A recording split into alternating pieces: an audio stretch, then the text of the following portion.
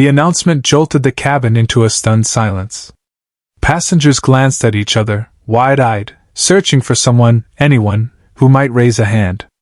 The flight attendant's voice cracked over the intercom as she repeated the captain's words.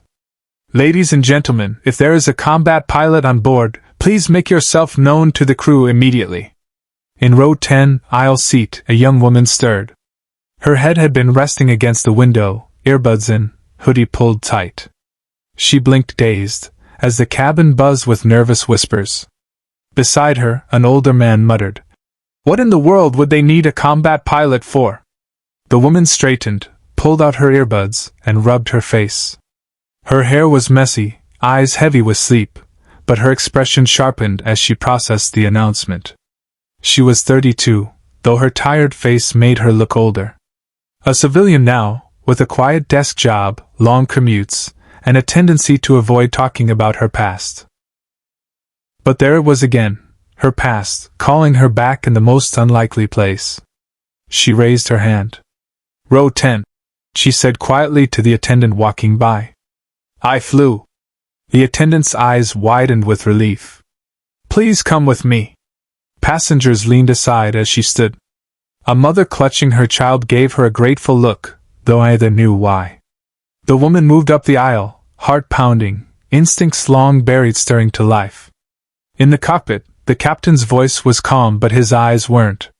"One of our co-pilots collapsed. Medical assistance is underway, but we need someone who knows military stick controls. We're rerouting through rough weather, and this aircraft's flight system, well, it's similar enough to what you've flown. Are you comfortable assisting?" She felt the weight of it press against her chest. Civilian passengers were waiting, anxious, relying on someone they didn't even know existed until seconds ago. Her old training whispered back to her, "Breathe, focus, act."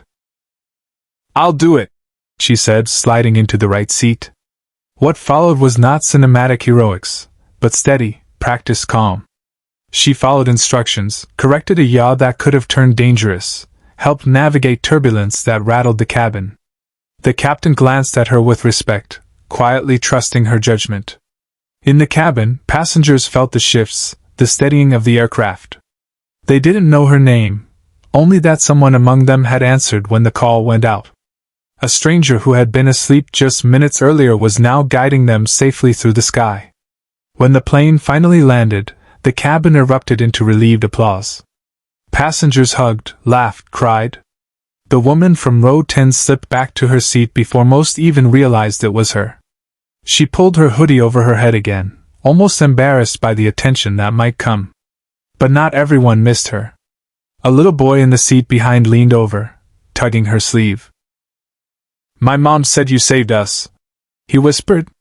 She gave a small, tired smile. "We all got here together," she said softly. The boy grinned and ran back to his mother. And for the first time in years, the woman in row 10 felt a part of something again, not just a former pilot, not just someone trying to leave the past behind, but a reminder that sometimes, even when you're just trying to sleep through the flight, life might call on you to rise.